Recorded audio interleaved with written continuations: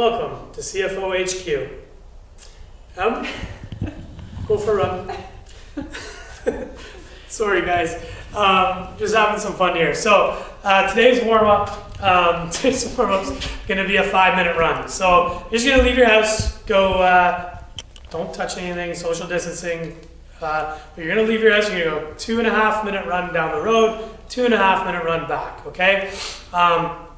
That's the warm-up. Just nice, easy run, get those legs turning over, and then, again, nose breathing, all right? We're gonna be big on that over the next couple weeks because it's so beneficial, okay? So when Em gets back from her run, she's gonna go into 10 reps per side of the world's greatest stretch.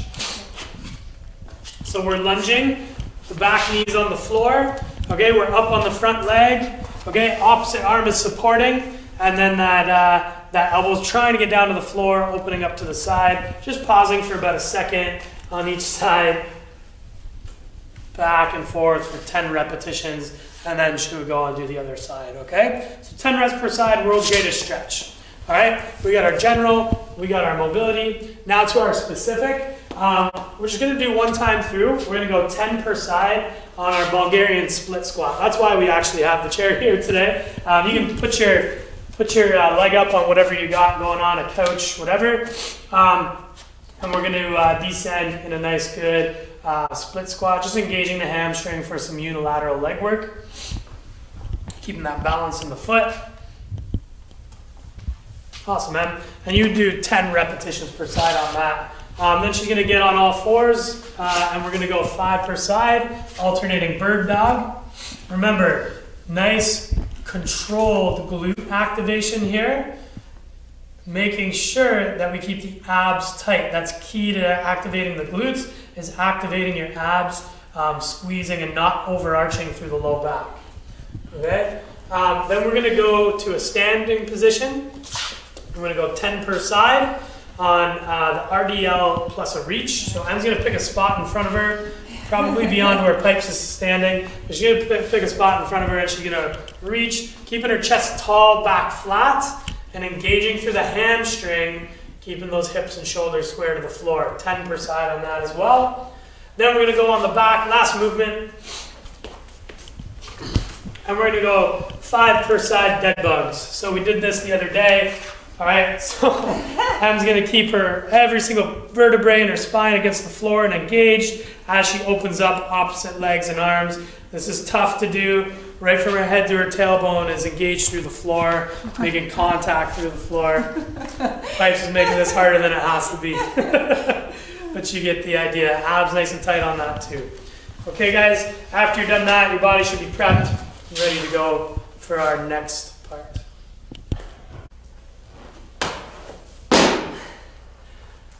Okay, so we are in a power phase like we talked about on Wednesday with the power snatch. We've got some cool drills for you today, starting off with this one.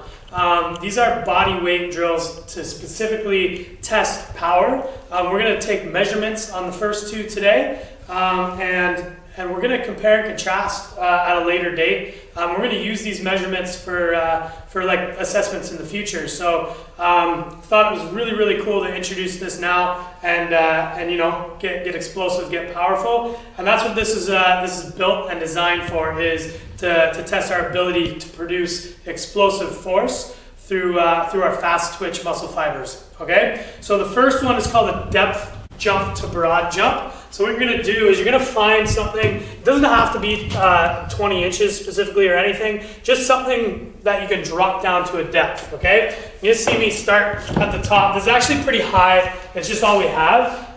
If anything, you'd want something a little lower, like up to 12 inches. So what you're gonna do is you're just gonna kinda step off, lean your weight forward, just so that you can hit the floor with both feet at the same time, load it and spring off the floor. So it's gonna look like this. Okay, and you're going for a measurement. I'm just going to come in and mark my feet. Sorry, I should have been closer to the... Now the next go around, I'm just going to try to beat that. Now I have a target. Neurologically, when I have that target, I should be able to beat it. And if you keep doing this a couple times and you keep beating yourself, go until you can't beat yourself anymore, and then we're just going for max distance. Oh, right on. Okay, so that's just a like neurological, me like knowing what I have to do. We'll try one more, just because it's fun and I like doing it.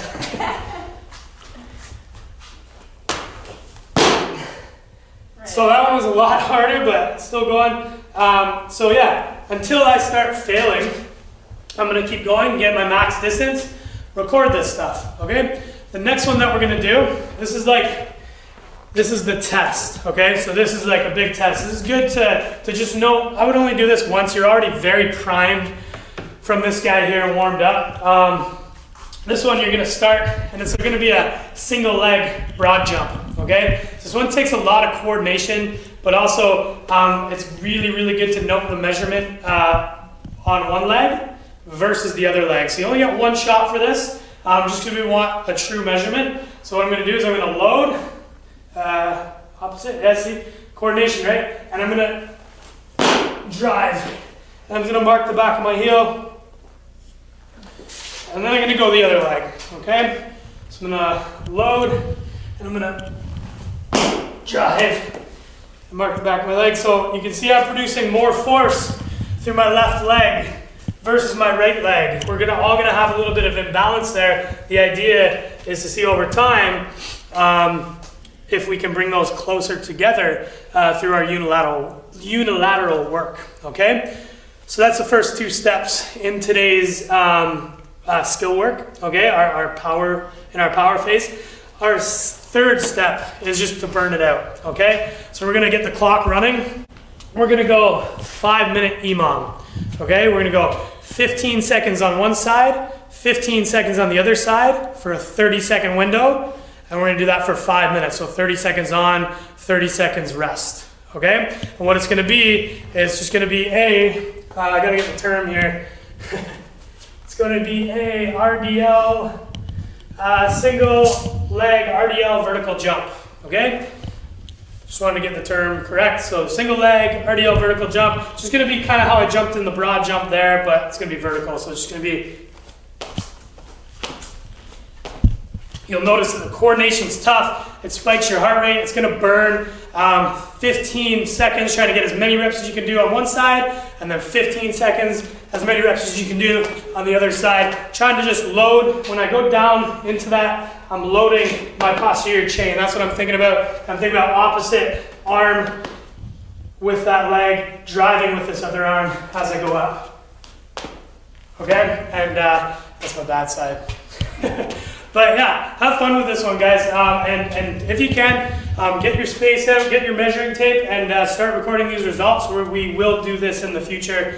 It'll be awesome to have this data. Okay? Have fun. All right, guys. Friday's METCON. Gonna bring Em through the instructions here. So we have a 400-meter run. All right. We have 20 single dumbbell box step overs. All right, and then we have 4 ring muscle ups. All right, so if you have the luxury of having some rings, you can string them up in your garage, wherever. But yeah, this workout today is going to be 3 rounds every 5 minutes. Okay, so it's time to get fast. You can throw the consistency from the week out the window. This is a powerful, hard, fast-paced moving METCON. We're trying to get as high of a pace as we can and sustain it on each round. Okay, this should not take up to that 5-minute mark to get this work done today. All right, so run hard, step over fast but safe, and hit those muscle ups as soon as you're off of that step over. Okay, so just to bring up some running stuff, we're not going to run in here, but we always talk about like the lean, okay, and the use of the arms. Once we've got that, once we start working on that, we've got it in our heads, we really want to think about the run, not as a push-off. Okay, so Em, if you want to like just take a few running steps, you can see Em pushing off. Visually, you can see, okay, Em pushing off on the floor. Pipes loves it, okay? But that's not what we want to think about. We don't want to think of the run as a push, but rather a hamstring pull. Okay, so what drill we use for that a lot of the time is You guys know it, butt kicks, okay? So that allows us to focus on engaging our hamstring and actually gripping the ground and pulling it. It's a game changer in running because it doesn't spike our heart rate to do, but it produces a lot more force and a lot more power in our running stride, okay? So if we just, the next thing to think about after you're done leaning is gripping the floor and pulling rather than pushing away, okay? Now, Em gets back from her 400-meter run. She gets her dumbbell. We think the best place to put that thing is on the traps, right where a barbell would feel the lightest, okay? Gets it on the traps, and she's gonna go lateral, step up, and overs, okay? Facing one direction will just help you keep it fast. Look at her nice good rhythm here. Nice fast steps, staying low. She's basically stepping in the same spot each time. Both feet tapping the floor, 2 steps over the box. Good, all right. That's gonna get the heart rate up a little bit. And now if we had rings, we would do ring muscle ups. If Em had muscle ups, we would do muscle ups. But she doesn't. So what we're gonna do is we're gonna take those 4 reps, we're gonna jack them up to, what do you wanna do, 12, 15? Yeah, 12. 12? Okay, we're gonna do 12 push-ups, okay? But before she goes down and shows you that, the reason why we're scaling to the push and not a pull, we have a pull-up bar, is simply because if you don't have a pull-up bar at home, we're gonna use the ground, we're gonna use that pushing motion. But also what I want you guys to focus on if you are doing ring muscle ups is turning that over. We talk about the pull all the time, but we need to focus on that turnover and catching in that nice solid ring dip. There's a lot of stability at play on those rings. Just like if we're using dumbbells, we need to make those rings stable. They move independently like dumbbells. And we need to think about catching in that solid ring dip, okay? So with that, we're gonna watch Em's push-ups because muscularly it's very similar. And we're gonna watch Em keep her core tight, draw her elbows back, nice solid position, and she's gonna crank out those push-ups to the end. Good. And then assuming she's in the workout, oh shit. I just have to do 12 now. 2 more. Love it. Okay. Sweet. And then high rush. Nice job. So assuming she's in this workout, rest at the 5-minute mark, start on your next round for 3 rounds, and you'll be done before the 15-minute mark. All right, guys? Have fun.